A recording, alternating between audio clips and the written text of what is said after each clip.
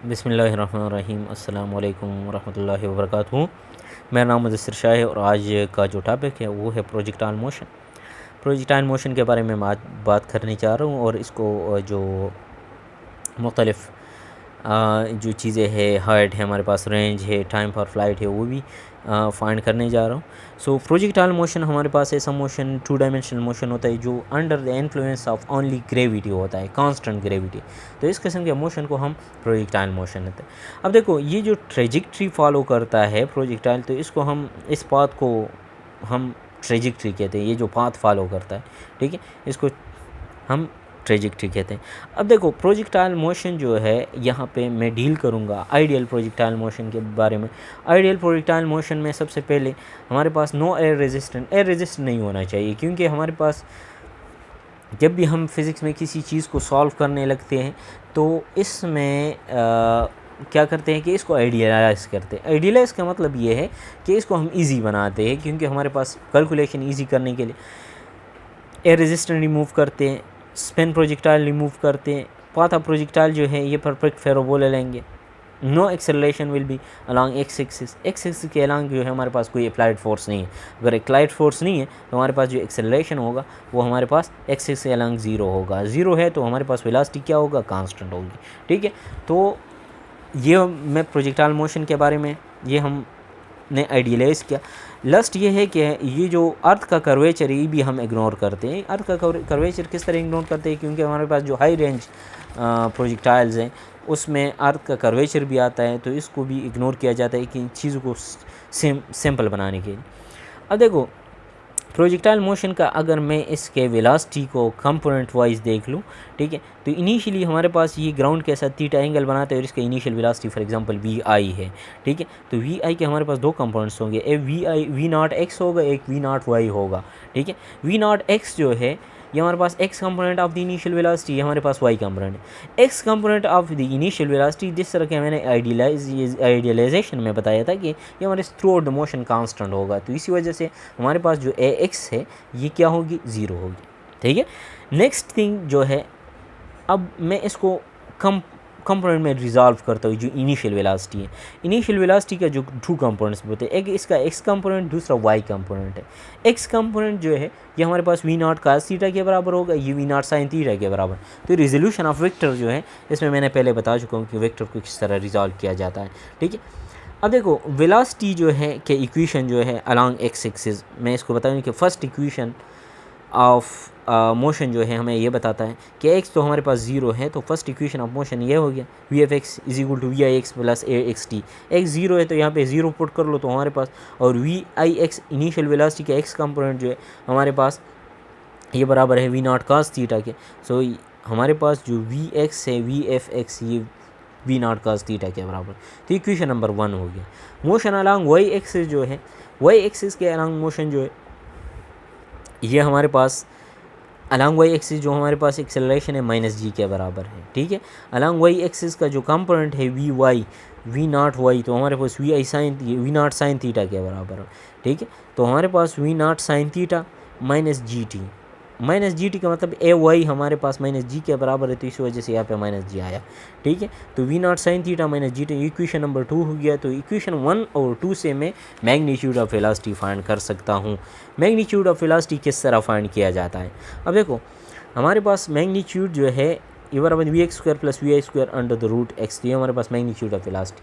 तो v x हमारे पास वी नॉट साइन थीटा और वी वाई जो है हमारे पास वी नॉट कास थीटा, ये v not sine theta minus ji t के बराबर। तो यहाँ पे वैल्यू पुट के ये हमारे पास मैग्नीट्यूड हो गया। सिमिलरली डायरेक्शन जो है ये हमारे पास tan inverse of v y divide by v x, v y ये है और वी एक्स ये है, वहाँ पे इक्वेशन 1-2 से हम यहाँ पे डायरेक्शन भी फाइंड कर सकते हैं। ठीक है, तो ये हो गया हमारे पास direction of projectile motion. Now अब आते हैं कि हमारे पास मैक्सिमम हाइट क्या है। अब देखो मैक्सिमम हाइट जो है, हम point of projection point of summit तक हमारे पास जितने हाइट पे प्रोजेक्टाइल जाता है तो इसको मैक्सिमम हाइट कहते हैं। ठीक है ना, जितना vertical distance maximum distance cover करता है प्रोजेक्टाइल तो इसको हम मैक्सिमम हाइट कहते हैं। तो यहाँ मैं third equation of motion use करके, ठीक है, मैं हाइट फाइंड करूँगा। थर्ड इक्वेशन ऑफ मोशन हमें ये कहता है कि हमारे पास 2ay A S is equal to V F Y square minus V I Y square. A Y minus G के बराबर, एस वाई एच के बराबर। तो minus minus G, V F Y जो है वाई कंपोनेंट पे हमारे पास जो वाई कंपोनेंट ऑफ वेलोसिटी है एट द टॉप, ठीक है, ये हमारे पास हमेशा ज़ीरो के बराबर होता है। तो ये हमारे पास ज़ीरो के बराबर हो गया, ठीक है। तो ये इस तरह गया कि हमारे पास we not sine theta, initial component V not sine theta के बराबर। तो 2g h is equal to V not square sine square theta आ गया। ये 2g जो है मैं यहाँ पहले क्या आता हूँ, तो हमारे पास ये हाइट का इक्वेशन बन गया है जो कि डिपेंड करता है हमारे पास इनिशियल वेलोसिटी और थीटा पे। अगर हमें इनिशियल वेलोसिटी और एंगल पता है, एंगल ऑफ प्रोजेक्शन, तो हम इसको इजीली फाइंड कर सकते हैं कि हाइट क्या चीज़ है। नेक्स्ट हमारे पास जो है वो टाइम ऑफ फ्लाइट है। टाइम ऑफ फ्लाइट जो है हमारे पास total time taken by projectile from point of summit to point of projection to point of impact. Projection point से और इम्पैक्ट पॉइंट से जो हमारे पास प्रोजेक्टाइल है, ठीक है, जितना टाइम लेता है तो इसको हम टाइम ऑफ फ्लाइट कहते हैं, ठीक है, टाइम ऑफ फ्लाइट। अब देखो टाइम ऑफ फ्लाइट को फाइंड करने के लिए कि हमारे पास यहाँ से लेकर यहाँ तक, ये पॉइंट ऑफ इम्पैक्ट है, ये पॉइंट ऑफ प्रोजेक्शन, यहाँ से लेकर यहाँ तक जितना टाइम लेता है तो ये हमारे पास क्या होता है, टाइम टेकन बाय प्रोजेक्टाइल। तो यहाँ पे मैं second equation of motion consider करूँगा, ले लूँगा, कंसिडर नहीं करूँगा कि लूँगा, और वाई कंपोनेंट, ठीक है। तो वाई कंपोनेंट का सेकंड इक्वेशन ऑफ मोशन ये बनता है, एस वाई जो है हमारे पास टोटल यहाँ और यहाँ पे ज़ीरो है, तो एस वाई ज़ीरो हो गया, हाइट ज़ीरो है। वी आई वाई जो है वी नॉट साइन थीटा है, टाइम टी है, और ए माइनस जी है, ठीक है। तो यहाँ पे मैंने इन चीज़ों को पुट किया इक्वेशन नंबर ए में। इक्वेशन ए में ये पुटिंग करने के बाद हमारे पास we not sine theta T minus half G T square, और एस वाई जो है हमारे पास ज़ीरो, ठीक है, ये ज़ीरो है। तो इस टर्म को मैं इधर शिफ्ट करता हूँ तो ये माइनस है, यहाँ पे आके प्लस हो जाएगा, ये प्लस हो गया। यहाँ पे टी स्क्वायर के साथ एक टी कैंसिल आउट हो गया, तो हमारे पास हमने टी फाइंड करना है, तो 1/2g उधर जाएगा, तो 2 यहाँ पे डिवीज़न में, यहाँ पे मल्टीप्लिकेशन में आएगा, तो ये g यहाँ पे मल्टीप्लिकेशन में डिवीज़न में आएगा, तो हमारे पास ये टाइम है। अब देखो हाफ टाइम को फाइंड करने के लिए ये टोटल टाइम है, total time taken by projectile. Half time किस तरह फाइंड करें, हाफ टाइम हमारे पास वो टाइम है जो पॉइंट ऑफ प्रोजेक्शन से लेकर पॉइंट ऑफ समिट तक, समिट पॉइंट तक जो टाइम लेता है प्रोजेक्टाइल, हमारे पास हाफ टाइम होता है। टी हमारे पास t/2 total time divide by 2 के बराबर है, तो यहाँ पे 2 और 2 कैंसिल हो गया, तो हमारे पास we not sine theta divide.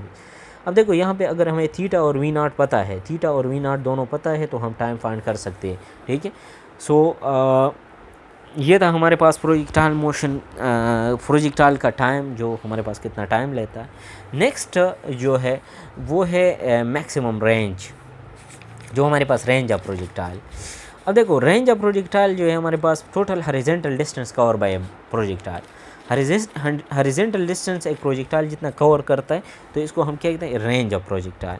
अब देखो रेंज ऑफ प्रोजेक्टाइल इनिशियली हमारे पास एंगल ऑफ प्रोजेक्शन गिवन है, initial velocity v i x और वी नॉट एक्स, ठीक है, तो इसको हम रेंज कहते हैं। अब देखो रेंज को फाइंड करने के लिए मैं first second equation of motion along x axis consider करता हूँ, ठीक है। तो इसको अलॉन्ग एक्स, तो एस एक्स जो है हमारे पास रेंज के बराबर होंगे, v i x v not cos theta के बराबर है, और टी जो है हमारे पास टाइम है, टाइम फॉर फ्लाइट, ठीक है, और ए एक्स ज़ीरो है। तो यहाँ पे अगर ए एक्स में ज़ीरो पुट करते हो तो ये टर्म सारा ज़ीरो उड़ जाता है, हमारे पास ज़ीरो हो जाता है, ठीक है। तो ये उड़ गया, ख़त्म हो गया हमारे पास। ये वी आई एक्स और टी के हमें पता है कि क्या चीज़ है, वी नॉट कास थीटा, और ये हमारे पास 2 V not sine theta divide by G, ठीक है।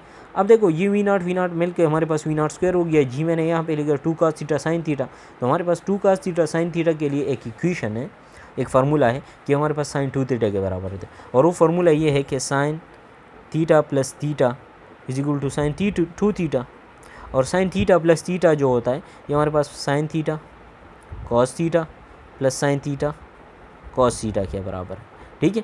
तो हमारे पास ये, इसको हम मैं ऐड कर लूँगा तो sine 2 theta, 2 sine theta cos theta आता है, 2 sine theta cos theta is equal to sine 2 theta के बराबर।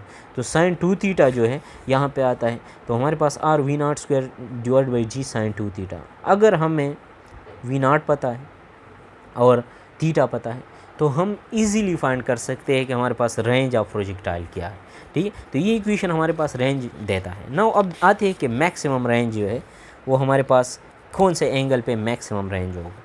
अब देखो फॉर मैक्सिमम रेंज के लिए जो एंगल है थीटा, ठीक है, साइन 2 थीटा, हमारे पास साइन 2 थीटा का मैक्सिमम वैल्यू 1 है, ठीक है। मैक्सिमम वैल्यू 1 है, तो अगर थीटा मैक्सिमम है तो साइन 2 थीटा का जो हमारे पास वैल्यू है वो 1 आना चाहिए। अब 1 कब आएगा कि हमारे पास, तो यहाँ पे हमारे पास 1 जब आता है तो हमारे पास रेंज मैक्सिमम होना चाहिए, ठीक है। तो ये मैं sine inverse both side apply करता हूँ, तो साइन साइन कैंसिल हो गई, 2 theta maximum sine inverse of 1 जो है हमारे पास 90 आता है, 90 डिग्री। सो 90 डिग्री, तो थीटा मैक्सिमम जो है 90 डिवाइड बाई 2 हो जाएगा, तो 45 डिग्री। अब देखो 45 डिग्री जो है ये हमारे पास क्या है, मैक्सिमम एंगल है, ठीक है। अगर हमारे पास इससे एंगल छोटा होता है या बड़ा होता है तो रेंज डिक्रीज़ होगा, इस पे मैक्सिमम रेंज होगा, ठीक है। अब देखो 2 प्रोजेक्टाइल जो है हमारे पास एंगल्स हमारे पास सेम रेंज देता है। अगर 80 डिग्री और 10 डिग्री है ये हमारे पास सेम रेंज देगा, ठीक है। R70-20 रेंज 60-30 और 50-40, ठीक है। R80 degree is equal to R10 degree, ये हमारे पास सेम रेंज देगा। R70 R20 degree, R60 degree R30 degree और R50 डिग्री R40 डिग्री, ये हमारे पास सारे सेम है। यहाँ पे मैं एक प्रूव करना चाहती हूँ 75 और 15 का, ठीक है। तो R75 जो है हमारे पास साइन 275 साइन 150 साइन 150 0.5 के बराबर थी, ये भी R75 भी इसके बराबर हो गया। R15 जो है साइन 2 मल्टीप्लाई साइन 30 भी 0.5 के बराबर, तो ये चीज़ आ गया, ठीक है। दोनों जो R75 15 है दोनों आपस में बराबर हैं, राइट हैंड साइड दोनों का बराबर है तो लेफ्ट साइड है, जिसका मतलब ये है कि दोनों का रेंज जो है हमारे पास सेम होगा। और इसको मैं ड्रा करता हूँ ना, तो ये इस तरह हो गए, ठीक है। अगर इसको मैं ड्रा करता हूँ, ठीक है, ये हमारे पास फॉर एग्जांपल एक्स एक्सिस है, ये वाई एक्सिस है। अगर हमारे पास 15 डिग्री का ये आता है तो 75 डिग्री का ये आएगा, ठीक है। तो 15 डिग्री का और 75 डिग्री का जो रेंज है वो हमारे पास क्या होगा, दोनों का सेम होगा, ठीक है। सिमिलरली हमारे पास 30 डिग्री है और 60 डिग्री, और इस तरह 30 और 60, ठीक है। सिमिलरली जो 45 एंगल होगा वो इस तरह होगा मैक्सिमम, ये 45 तक, ठीक है। तो इस तरह के जो हमारे पास रेंज है 45 पे मैक्सिमम होता है, 30 60 पे, 75 15 पे, 70 10 पे, 70 20 पे, सॉरी 80 10 पे, ये हमारे पास सेम हो, ठीक है। तो इसको हम क्या कहते हैं, रेंज ऑफ प्रोजेक्टाइल, ठीक है। तो ये था हमारे पास प्रोजेक्टाइल मोशन, ठीक है। अगर अभी तक आप लोगों ने मेरे चैनल को सब्सक्राइब नहीं किया तो please subscribe to my channel and press the bell icon for more videos and updates. Thank you very much.